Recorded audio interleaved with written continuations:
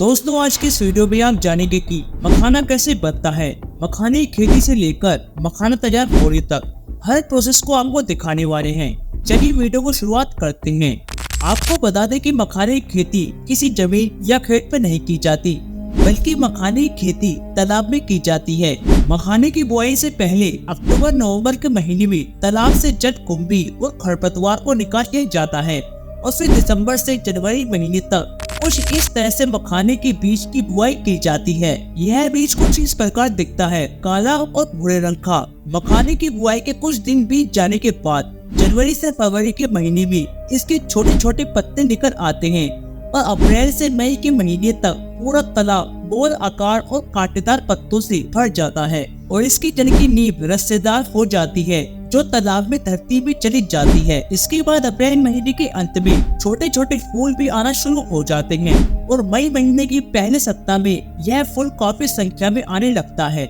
यह फूल बैंगनी रंग का होता है जो भी काफी खूबसूरत दिखाई देता है और अब मई महीने के अंत तक इस पर फूल भी आना शुरू हो जाते हैं। मखाने का फल स्पंजी और कटीला होता है और इसमें बीज की बात करें तो औसत बीज एक फल में 110 बीज होते हैं और यही बीज आगे चलकर मखाना बनने वाला है।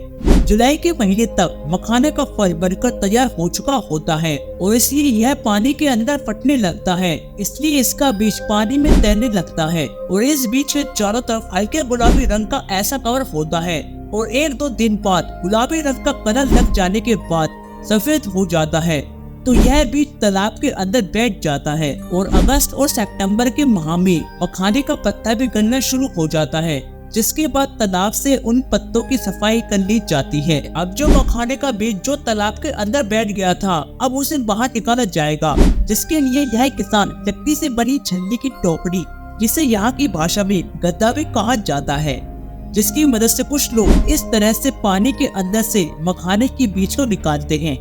सच में हमारे किसान भाई इस काम को कड़ी मेहनत से करते हैं। अब जब यह सारा बीज निकल चुका है, जिससे इस तरह के पैरों से मसलकर बीजों की सफाई की जाती है, जिससे बीज के ऊपर का कवर निकल जाता है और इन बीज को पानी से सफा कर लेते हैं और बाद में इन्हें बोरों में भरकर इन्हें अगले प्रोसेस के लिए तैयार किया जाता है। इसके लिए इन सभी मखानों के बीजों को धूप में अच्छी तरह से सुखा लेते हैं और फिर खास प्रकार की छन्नी से छानकर अलग अलग आकार वाले बीजों को अलग किया जाता है और फिर इन बीजों को अच्छी तरह से फैलाकर इन्हें धूप में फैलाकर सुखाया जाता है, जिससे इसका रंग काले से इसका रंग गहरे लाल रंग में बदल जाता है। इसके बाद इन बीजों को बिना मिट्टी के बालों की भट्टी में भूना जाता है और भूनने के बाद इन्हें टोकरी में रखकर कुछ दिनों के लिए जमीन में सुखाया जाता है, जिससे बीज के अंदर कठोर छिलके और अंदर की मुलायम लावा ढीला पड़ जाता है।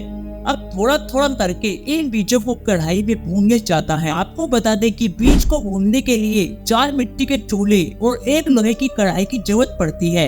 भूनते समय लोहे की कढ़ाई में बीज के द्वारा फट फट की आवाज आने लगती है। इन बीज को कढ़ाई से निकालकर लकड़ी के पिट्ठे पर रखकर लकड़ी से बड़ी थपकी से मारकर फोड़ा जाता है, जिसे छिलका टूटकर अलग हो जाता है और काफी गर्म होने के कारण बीज लावा के रूप में फूटकर बाहर छिटक जाता है और यही लावा मखाना बन जाता है।